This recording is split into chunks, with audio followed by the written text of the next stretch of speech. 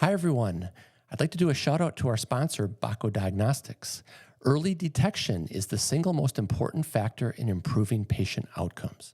The Bako Diagnostics team recognizes how impactful a podiatric physician can be and remains committed to supporting you in your role as the first line of defense in diagnosing conditions of the lower extremity. Thanks to the unwavering support of our clients, Bako Diagnostics has been able to give back to the podiatric community for 16 years by providing podiatric educational resources and advocating for the profession. Bako Diagnostics, helping podiatric physicians keep America on its feet. If you have not yet had the opportunity to utilize Bako Diagnostics services, get started today by sending an email to corporaterelations@bakodx.com. The first 50 podiatry offices who request a starter kit will receive a Dean's Chat mug. Hello, everyone. Welcome to Dean's Chat, where we discuss all things podiatric medicine. My name is Dr. Jeffrey Jensen. I'm the Dean at the Arizona College of Podiatric Medicine and the host for the Dean's Chat podcast. Once again, I'm joined by my co-host, Dr. Johanna Richey. Hi, Joe. Hey, Jeff. How you doing? I am doing fabulous. Thank you so much for holding the fort in the studio. Yeah, tell me about the weekend. You were in Colorado doing some lecturing. Yep, I gave a little talk on feet on the street recruitment. Fantastic. I did a little total contact casting talk. I flew back into Phoenix for 24 hours, and now I'm in San Antonio for a week shooting in the National Sporting Clays Championships. Oh, fantastic. Hope it's going well for you. Well, I'm only one day into it, so it's great. It's awesome. How about you? What'd you do this weekend? Oh, man, we had a very exciting weekend. So I got to take the Girl Scouts. We had like 12. They spanned from 8 to about 14. Some very interesting small group dynamics. But in the group that I had in our cabin, we had 4 of us, and we were accompanied by a baby tarantula, which I did not know Arizona in Prescott has tarantulas. And I had to be the grown-up and manage what to do about this massive, I'm not even kidding, he was like the size of the palm of my hand. And he came into our tent, or our little cabin, because it was nice and warm. So we successfully caught him and released him outside. And I am now very happy to not be camping anymore. I'd like to think I'm pretty resilient for spiders and snakes and bugs and those sorts of things, but that one tested me a little bit. He was very big. Did you scream? No, but internally, yes. All right. Well, that's fabulous. Well, our guest today is from Florida, another warm weather area. I'd like to welcome Dr. David Schweibish to Dean's Chat. Welcome, Dr. Schweibish. Thank you, Joe and Jeff. I appreciate it very much. So I guarantee you we are tarantula-less right now down here, so feeling good about that. Different kind of big bugs in Florida, though. Completely. Big reptiles, that's for sure. Dr. Schweibish, if it's okay with you, we're fairly informal on Dean's Chat. If we go with first names, David, Joe, and Jeff, how's that sound? Sounds good to me. Let's keep it easy. All right. Well, now that I'm kind of got the creeps from the tarantula, I'm going to buckle down here and give you a formal introduction. How's that sound? Dr. Schweibish is from Florida. He owns 3 practices, employs a couple of other podiatrists. He got into medicine a little bit not traditionally. His wife is also a podiatrist, which I look forward to hearing about. David did his undergraduate work at the University of Florida and has an undergraduate in psychology. He also got his master's degree in his MBA from Stetson. Then he went to the Scholl College of Podiatric Medicine before coming back to Florida to do his residency program at St. Vincent's in Jacksonville. In the last 5 years or so, David has been just tremendously active, not only in the American Podiatric Medical Association nationally, but very active locally in the Florida Podiatric Medical Association. David, we got a whole lot of stuff to talk about today because we're also going to touch base on your work with Bako Diagnostics as a consultant. So I'm looking forward to that too. So welcome to Dean's Chat. Great to be here. Love it. I love the work that you guys have been doing over the past, a good couple of years here now. And all these episodes, all the great content is so critical to kind of the advancement of our profession in so many different ways. And for me to become a part of that fabric is truly an honor and a privilege. So thank you for having me. Well, you're so welcome. What we typically do, David, is we talk about how you got into podiatry, how you found it, what it was like shadowing. But you've got a little bit of a unique story. Do you mind sharing it with our audience as the pathway to podiatry for you?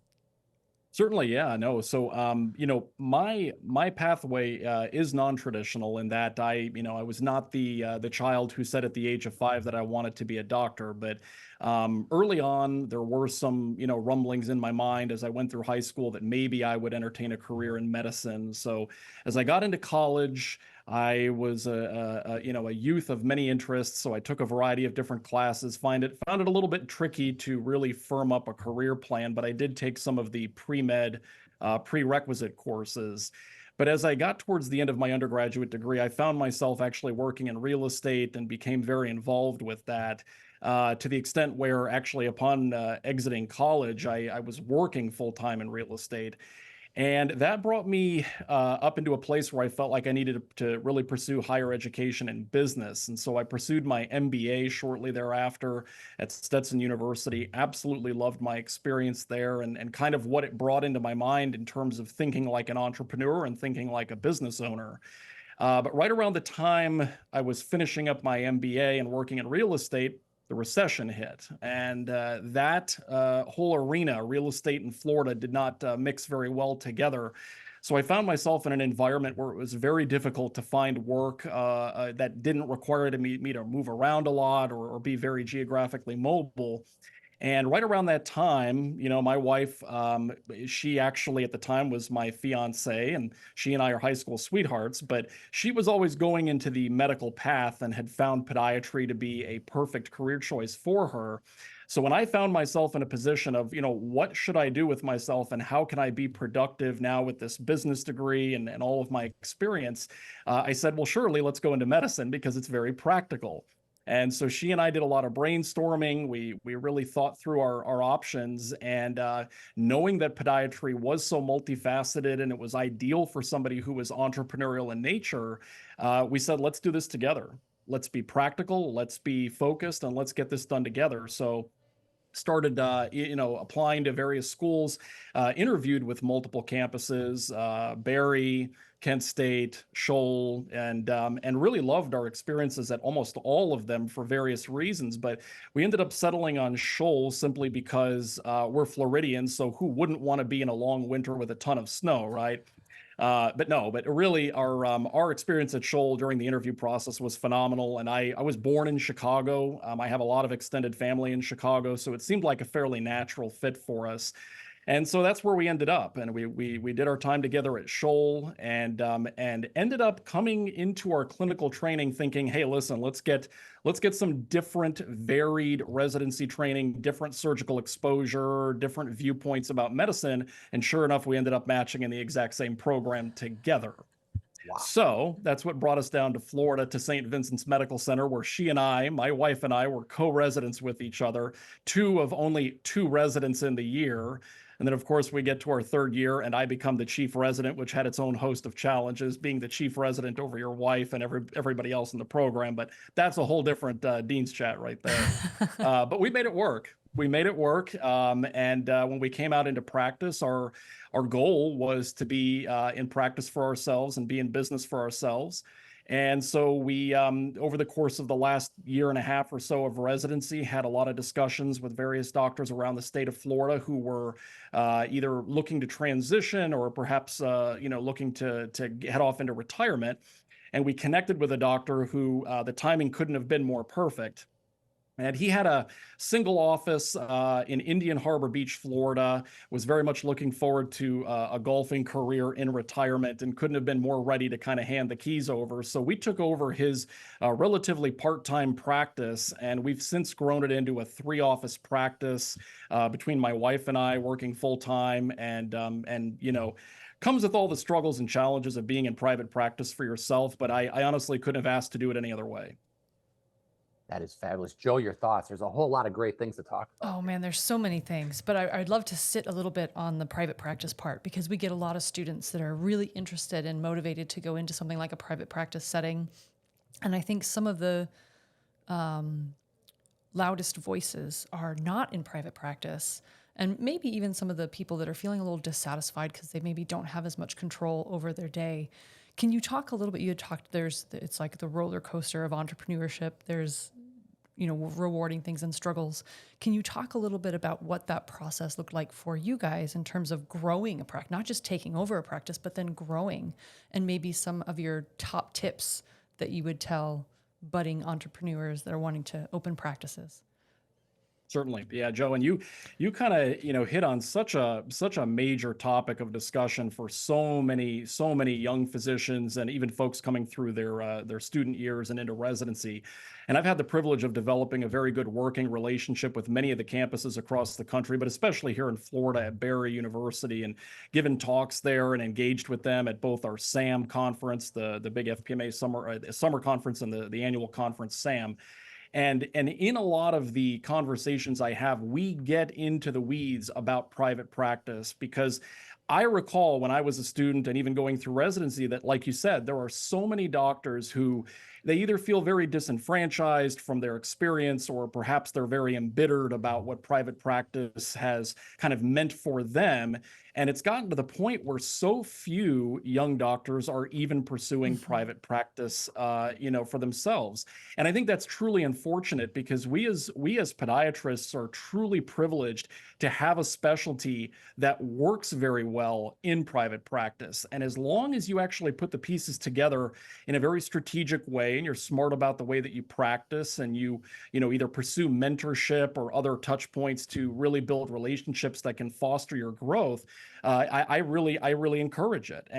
But at the same time, when I was coming through school at Scholl, we had a graduating class of about 93. And really only, around a dozen or so at this point from my graduating class are actually in practice for themselves. And it's truly unfortunate, because we're seeing that trend. We're seeing that trend of folks going into orthopedic groups, multi-specialty groups, hospital settings, academia. And that's perfect. That's perfectly fine. But it can't come with the sacrifice of autonomy that private practice gives you. And that's what we've seen a lot of. So, for those who are interested in going into private practice, I encourage them, you've got to know yourself. You've got to be very introspective about what your strengths and your weaknesses are, and what wakes you up in the beginning of the day. If you're truly motivated to be very, very lifestyle oriented, you need a 9 to 4 where you're not worried about, payroll and marketing and thinking about why, Janie didn't show up in the morning because she was running late because of a flat tire, etc. If those are not things that are of interest to you to worry about, then being in private practice is probably not for you. But at the same time, you can cultivate a practice exactly how you want it. If you're very good at developing good teams and protocols, and having a relationship with your office manager, your practice managers, where you cultivate a relationship of trust and understanding, it's incredibly powerful how much private practice is very freeing from medicine. And it's hard to understand that, because at the end of the day, we're business owners. We have to deal with a lot of the headaches that a lot of folks in a structured practice setting don't have to deal with. We look at billing, we look at reimbursement very in depth relative to those who maybe work for a huge mega group. But at the same time, I have the freedom and flexibility to do what I want with my schedule, and kind of develop things in a way that really nobody else can. And that's what affords me the ability to work with APMA and FPMA and a lot of the companies that I work with today. Thank you. So I heard mentorship, introspection, knowing what headaches you are willing to take on, what headaches maybe you're not good at taking on, and being willing to let go of the things you're not good at. And I heard teams, building successful teams around, and protocols for kind of how those teams can function. So thank you. That was excellent. That's correct. And ultimately for me, I mean, there's so many layers to being in private practice that you do have to think about. But I tell folks, if you have an interest starting out, even as a student, you have to be present at the table and at those discussions. You have to go to conferences. You have to listen to social media. You've got to be present and aware of what the narratives are and what the discourse is in our profession, to have an understanding of what you're getting into. And I have a lot of colleagues my age, any age really, who have become embittered working in a big corporate wheel. And they're to the point now where they're actually looking to transition out of that corporate cog into private practice several years out of residency. And that's a powerful thing to see. I encourage it, but at the same time, I don't see why people can't do it right out of residency if it's done correctly. Yeah, thank you. For sure. There's also an element of the grass is always greener somewhere. And so you see people going back and forth. But what you said about autonomy is so important, dictating your own schedule, working when you want to work, do the kind of things you want to do. There's a lot to be said for that. David, I had a question for you. Your undergraduate was in psych. I often wish I had gotten a psych degree, treated patients all the years before I got into academics. And then you got an MBA on top of that. Do you think that kind of played a role, like a chicken and egg thing? Which came first, your interest in business, then, private practice? Or do you think you would have gone the private practice route even if you didn't have an MBA, for example? I certainly would have gone into private practice despite the MBA, and I don't want to encourage folks to think that they have to have an MBA to be in private practice. That is by no means the case. And in fact, if you look at the inherent nature of an MBA, it's really designed to teach individuals to become very competent organizational managers in larger corporate settings. So to say that the MBA is like this necessity to manage your own small business or to be in a small business setting is just not the case. With that said, those that have the opportunity to get an MBA or perhaps a master's in healthcare administration, when the math is right on the finances, as long as you're not putting yourself out into this additional financial burden that's similar to a medical degree, I encourage folks, because I know a lot of our campuses have developed relationships where you can earn an MBA or an MHA for quite an affordable price relative to a lot of other programs. And in those cases, somebody who has no business experience or education whatsoever, they can be invaluable if your goal is to be either in a management capacity within a practice or to own your own practice. But again, plenty of doctors are out there practicing privately and have no business training or education whatsoever, so it can be done. With that said, there was a time when I was an undergrad, when I was pursuing my degree in psychology, I had considered even pursuing a PhD and going into industrial and organizational psychology. So it goes to show you that even early on, I had kind of an interest in the business side of psychology, and that's ultimately what drove me into business school. But for me, I think a career in academia wasn't really in the cards. I mean, I knew what it entailed. I really researched it very heavily, and at the end of the day, I decided to go more into the just the private sector, if you will, and that's what brought me into medicine ultimately. Sure. There's more I want to talk about, but one little sidebar, Joe, I wanted to ask. So Joe and I have been counseling students, all the faculty, on clerkships, externship choices, how to work out that fourth year. And not surprising, some of them are couples. And many of them are trying to figure out how are we going to do this as a couple. I was hoping maybe you could give students around the country a little bit of advice about clerkships and residency when your significant other is also a podiatrist. So this was one of the great struggles of ours, as we were students at Scholl and, trying to structure clerkships in a way that, that was mindful of budget and logistics and things of that nature.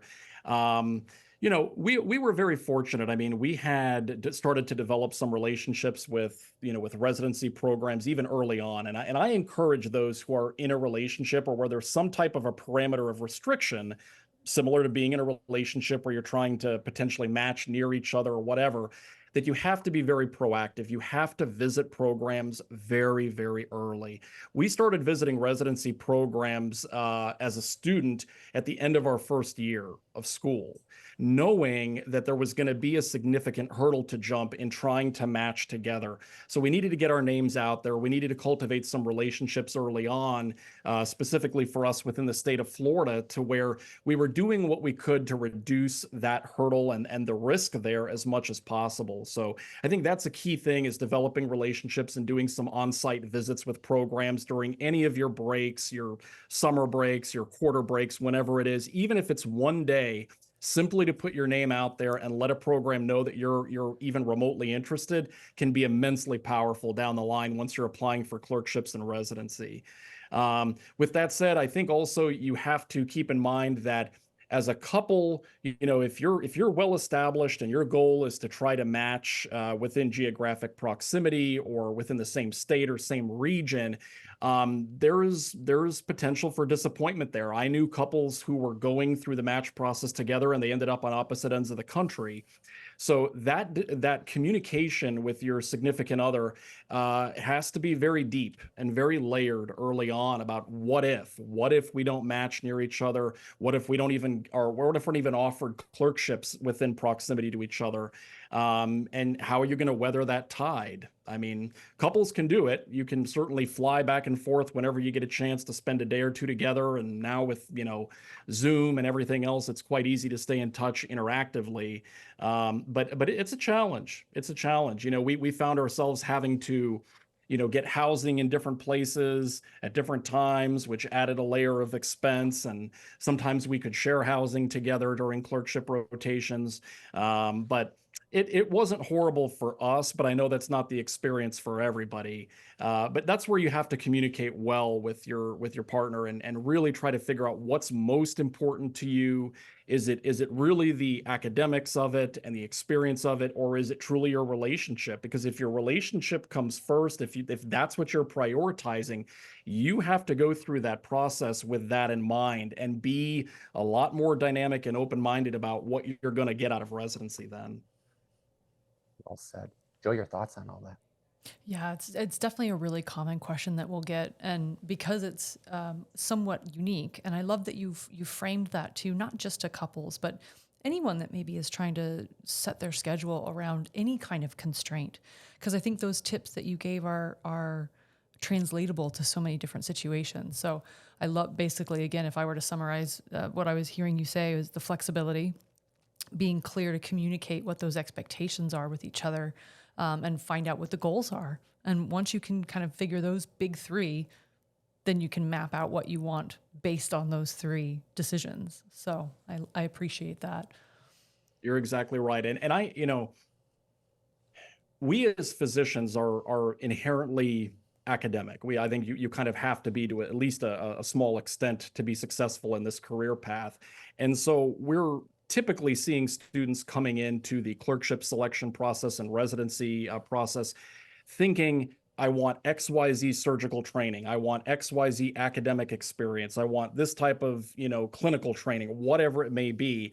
And they put that as the number one priority. They really think about the experience they're getting out of it. And we should. It's such an important part of who we become in our profession. But you have to be selfish. You have to think about yourself and what's going to get you up at the end of the day and what's going to keep you sane, what's going to make you smile, and what's going to keep your head on straight. Because burnout is a very real phenomenon. And I've seen so many folks, even in residency training, feeling like they're burnt out and like they don't want to go on anymore. And I hate that. And a lot of times it's because folks are not selfish enough about what they need in their lives to be happy and what they want out of their day-to-day.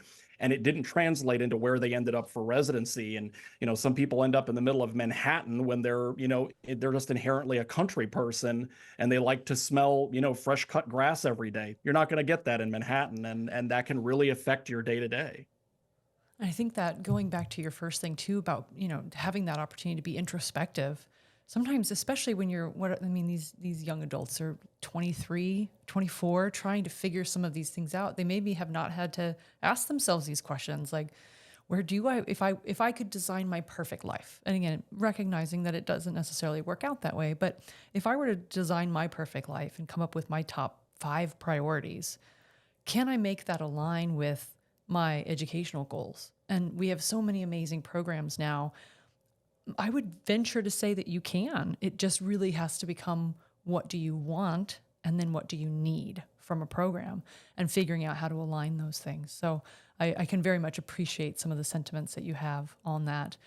I guess my other kind of follow-up question for you, you guys ended up matching at the same residency program, which was outstanding. If you're willing to be a little vulnerable and talk about kind of the conversations about if you had not matched at the same place, like what would that have looked like for you?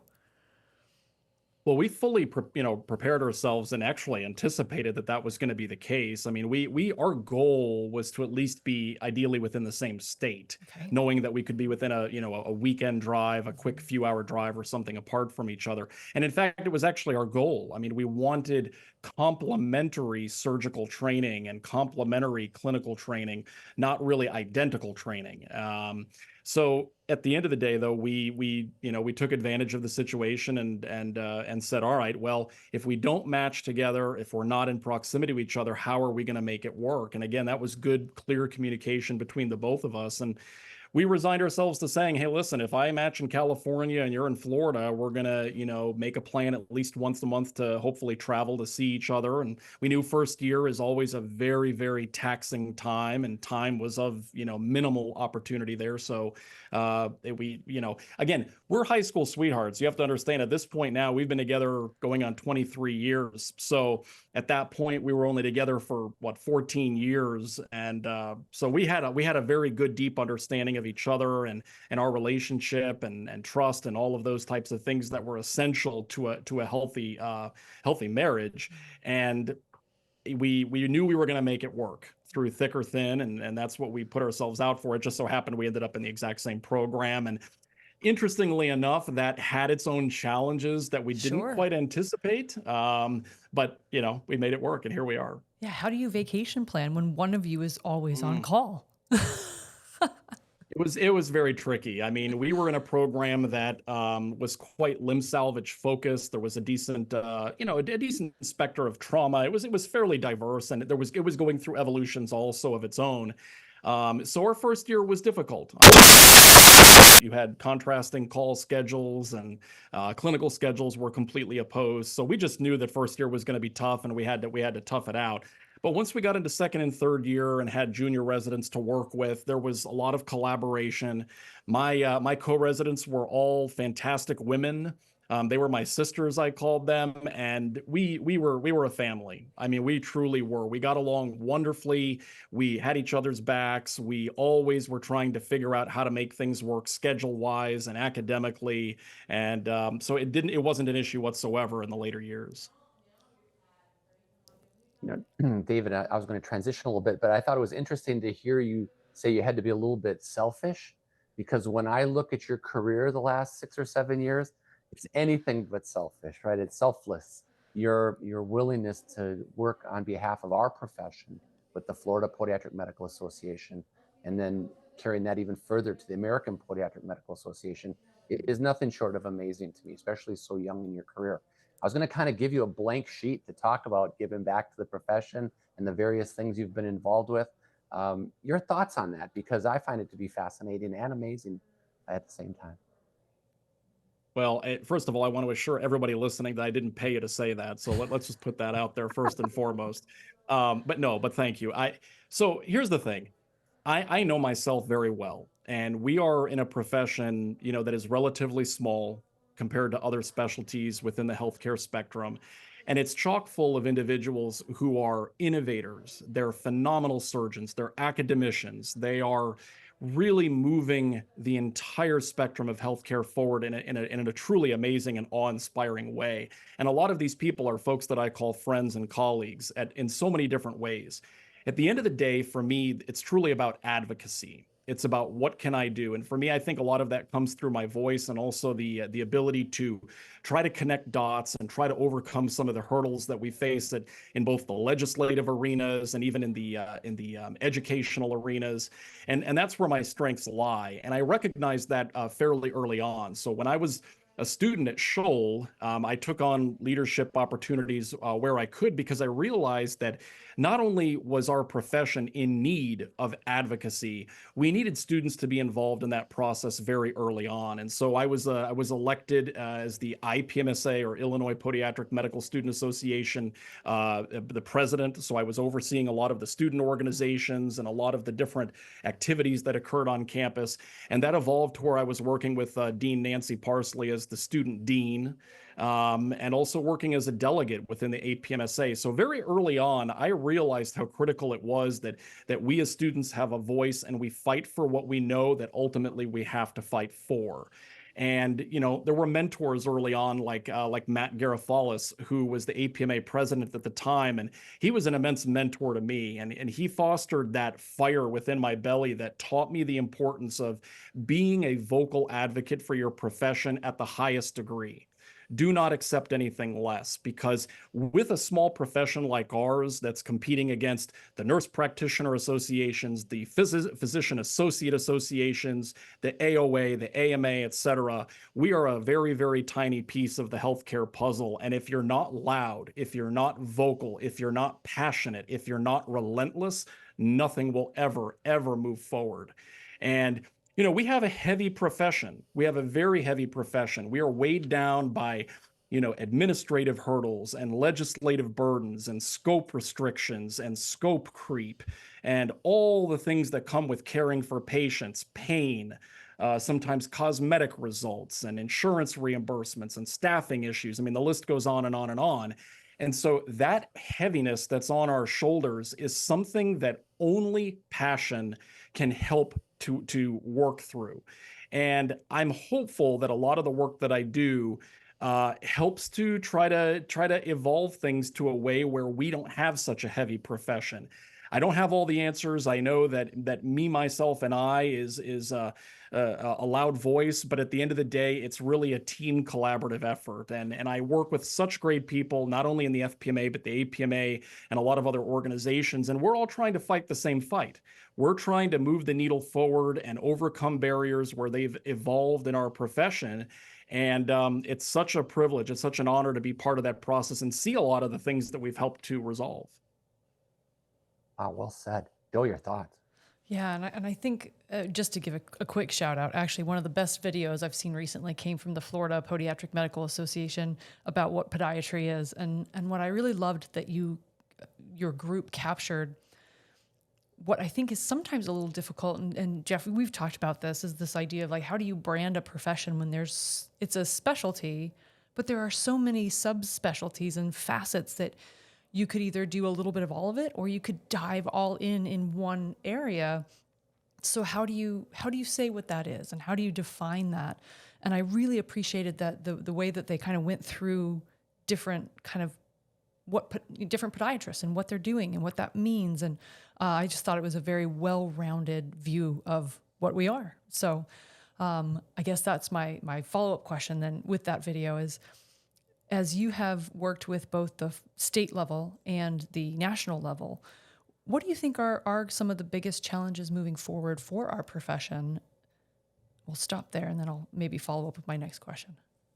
Sure, yeah, and I hate to steal thunder, but our one of our dear APMA trustees, Pat DeHere, who I have really learned to call such an immense colleague and member of our profession of such power and weight, but he has been working through a lot of the struggles that we as a profession face in the realm of optics.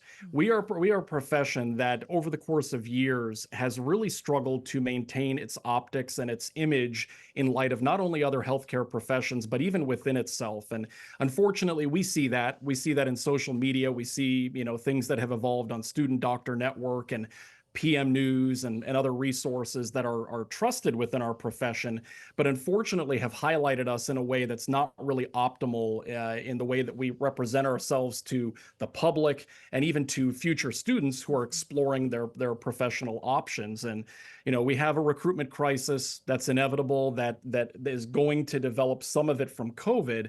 But when you have a profession where there is some negativity and there's folks who feel disenfranchised and who feel like, maybe they're not succeeding in private practice or in practice in general simply because of the way things have evolved over time, they're looking to point fingers. Mm-hmm. And when those fingers get pointed at individuals that may or may not be to blame in such a small profession, it leads to layers of problems. And I think that's what we're seeing now with regard to our student recruitment crisis and how that's evolving over time.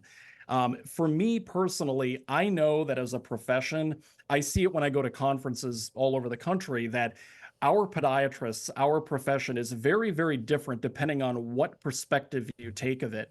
We have practitioners who are near the later stage of their career. Podiatry was very, very different 30, 40, 50 years ago than it is today. And I think that evolution, the way that it's evolved over time, has led to a lot of the problems. Don't get me wrong, it's all for the better. I think we are in a great place today than we were compared 50 years ago. But the meshing of those doctors at various stages of their careers has led to so many of the problems that we as a profession face today that now we're tasked with trying to work through. And that's a lot of what we're dealing with on a lot of the APMA committees, even professionally, like the work I do with Bako Diagnostics. Bako is one of the greatest advocates of our profession, and it has been ever since its infancy.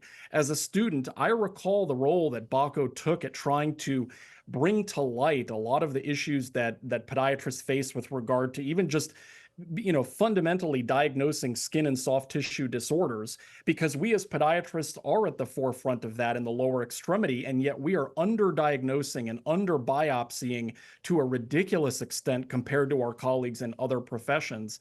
And that just can't be that way. It cannot be that we are responsible for lower extremity health and all the repercussions of that health, and yet be biopsying and doing things that are just far below the standard of care, to be quite frank.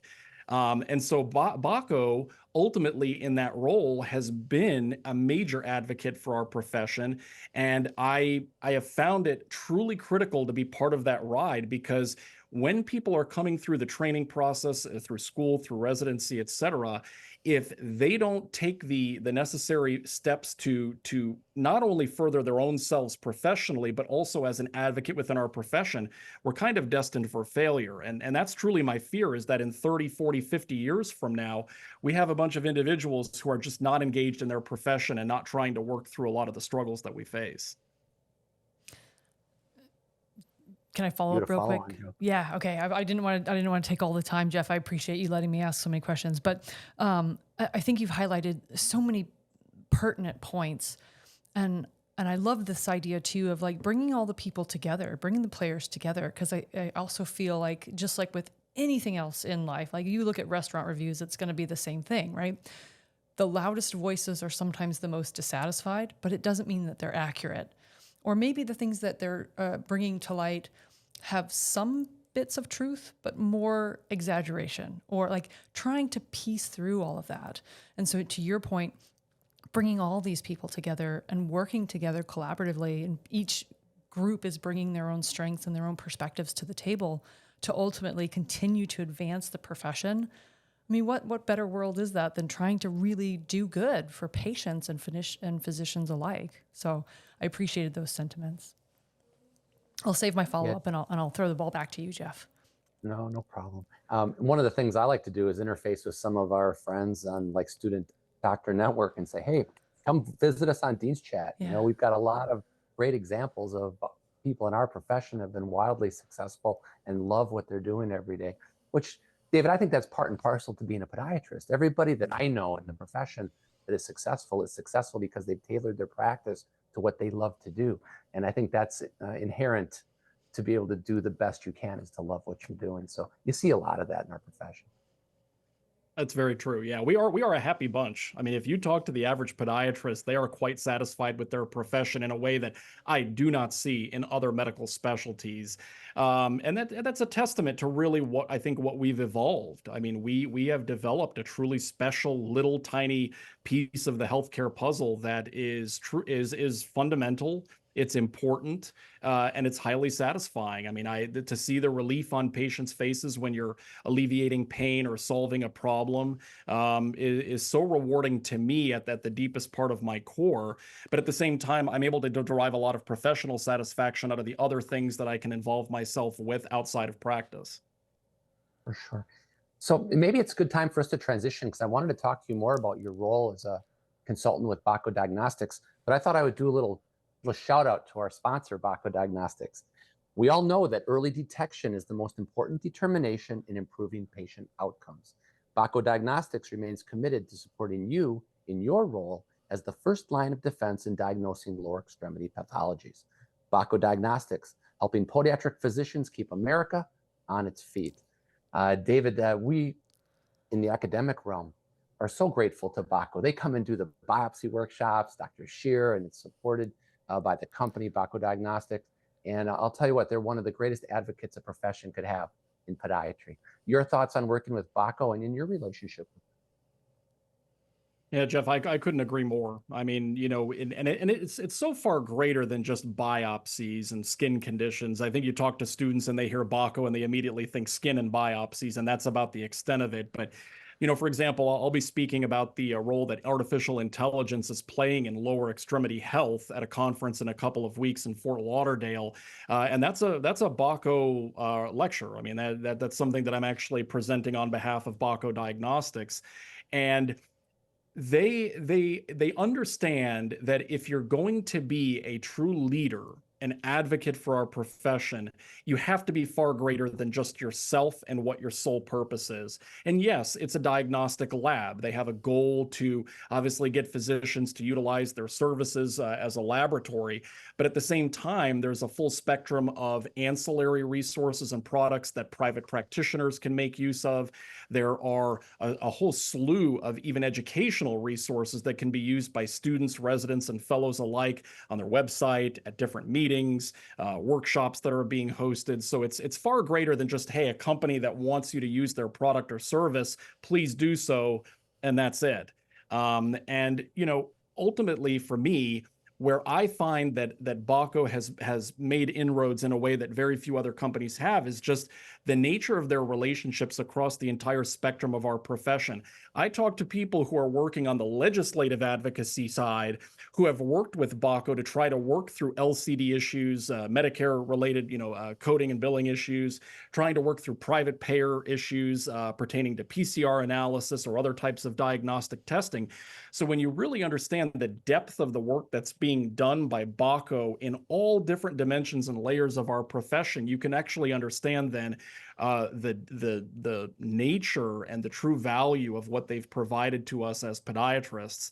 And I ultimately would like to see that role evolves even further as our profession continues to grow. And that's part of why I'm on board the consulting team, to try to rally not only for the company, but also for the profession and bridge the gaps where they exist.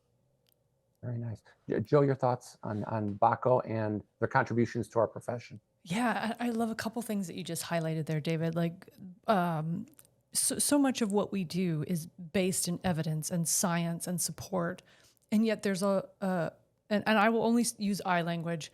There was a period of my career where, and to your point, it's not just skin and soft tissue infections, but we'll stick with that for just a second, where it was in my head like, oh, we'll just treat it empirically, right? Like, oh, it's some dermato manifestations, I'm just going to prescribe this. And patients didn't get better. And then you start to run into the frustration curve as a provider where you're like, man, I'm not very good at this. So you either abandon it, and that's such a huge part of what patients are coming in seeking, or you start to figure out, okay, maybe it's me, I'm the problem here. So what can I do to get better? And that's when I started to learn more about Bako. And to your point, all the resources that are available, the actual accurate diagnostic material when you do actually take a skin scraping or a biopsy to help you make an accurate diagnosis and then tailor your treatment specifically to whatever it is that the patient's presenting with.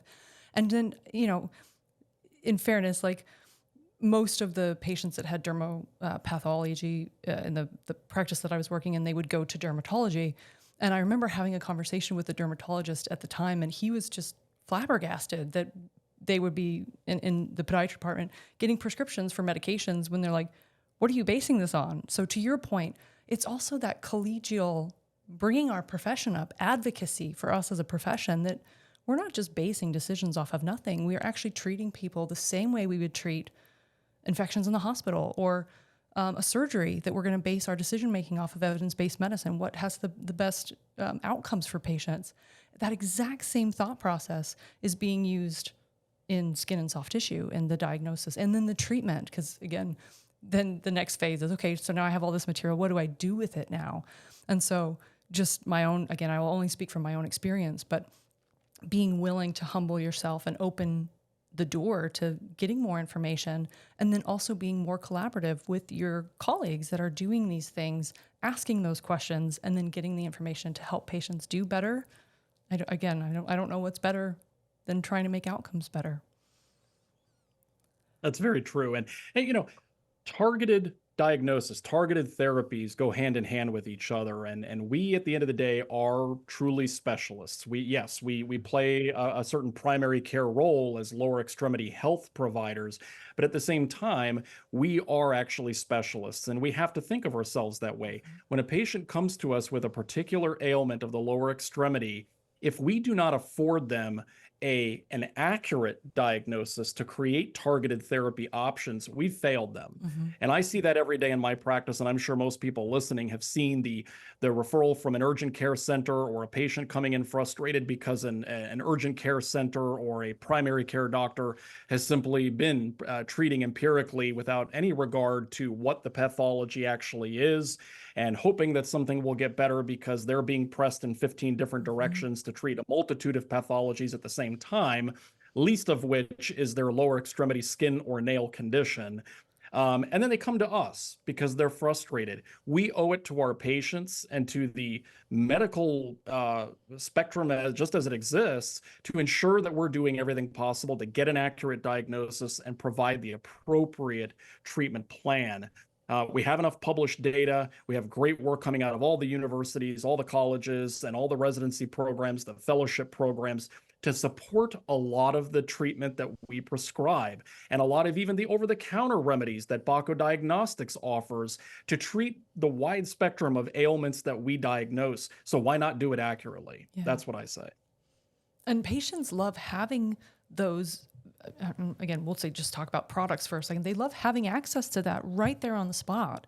Because I'll take a pen and paper and I will literally write things down for patients as we're talking. But they always want to know, like, where do I get this?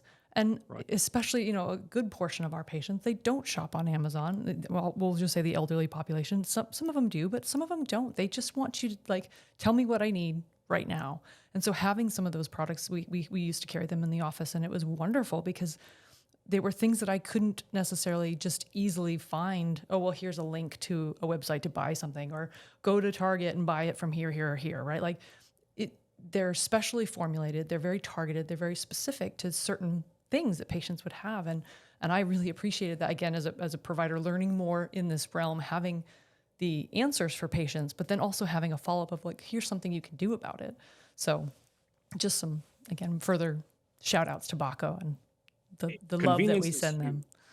You got it. And convenience is huge for patients. We know that. Nobody wants to have to make multiple stops after they come to see a doctor.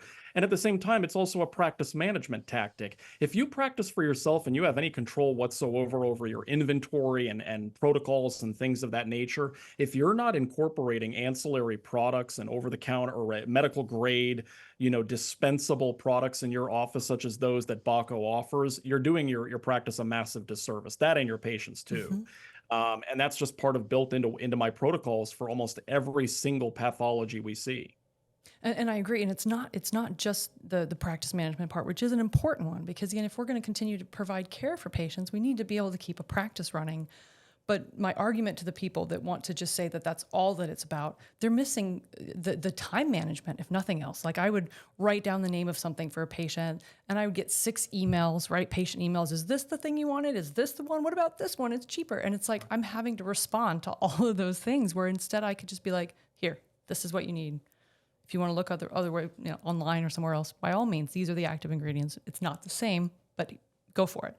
And more often than not, patients, they appreciate that. They wanted that. So, yeah, Joe, you hit the nail on the head.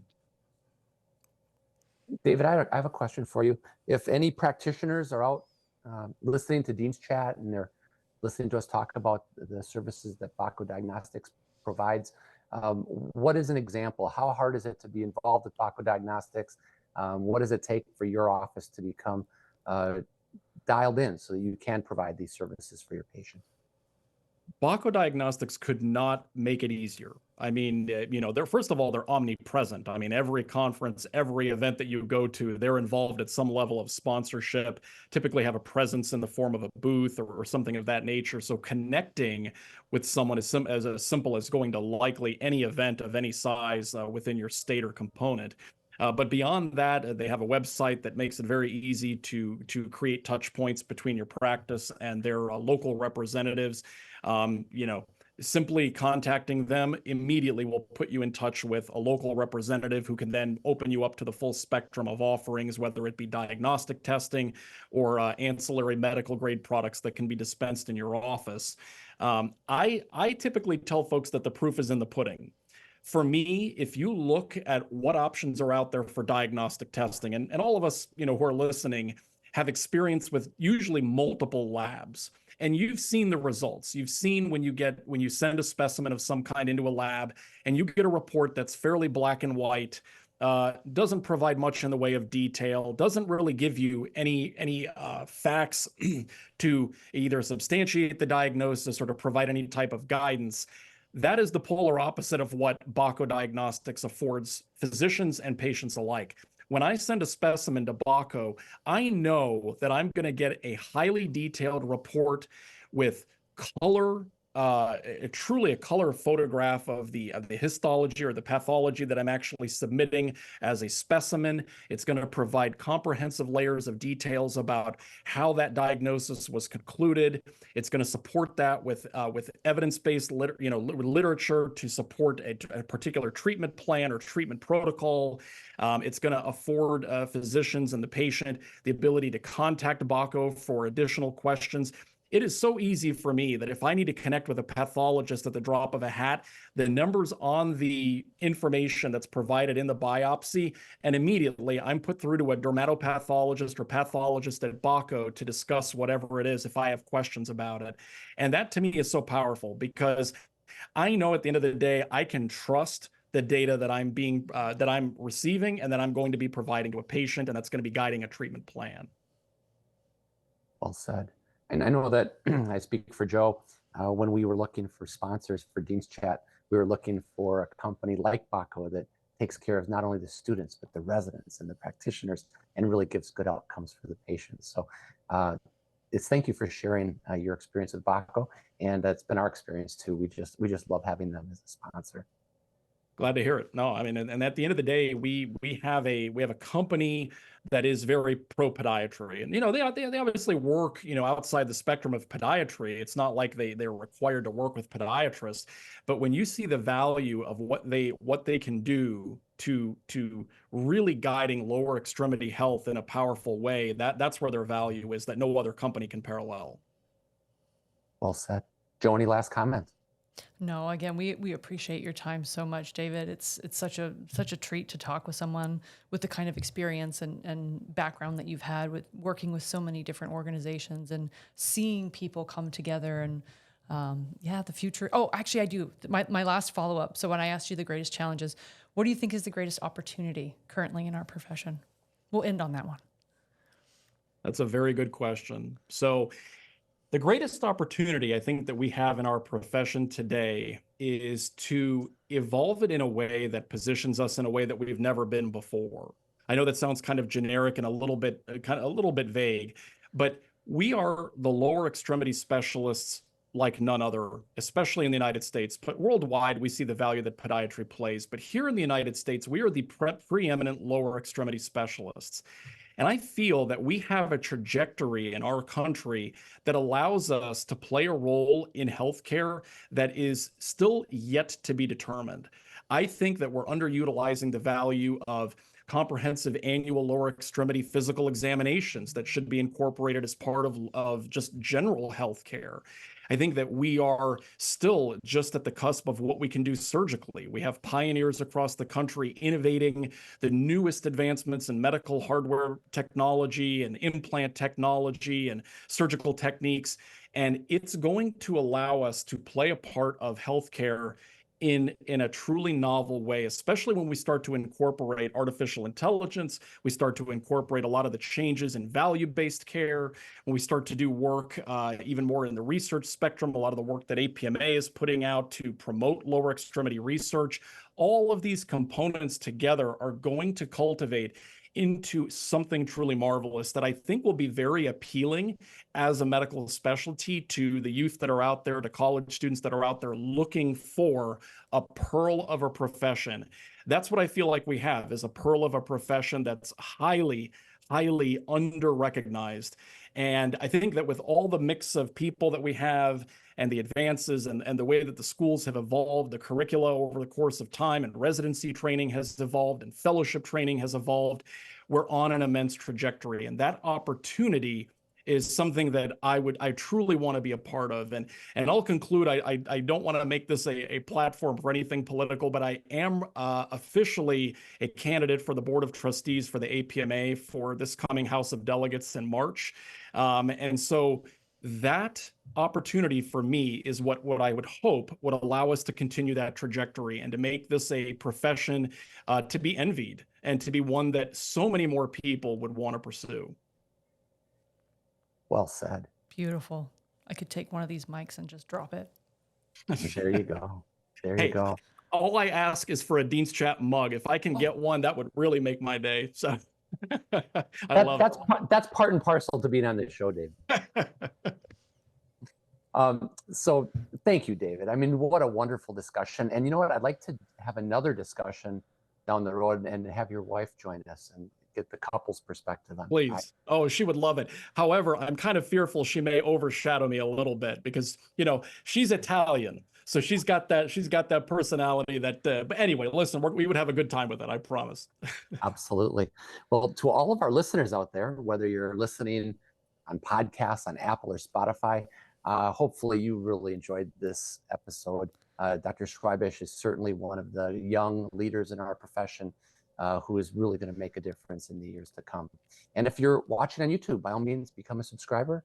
And until our next episode, David, thank you so much for joining us again. I really appreciate it. Cheers, Thank you everybody. both. I appreciate it very much. Cheers, everybody. Bye-bye now.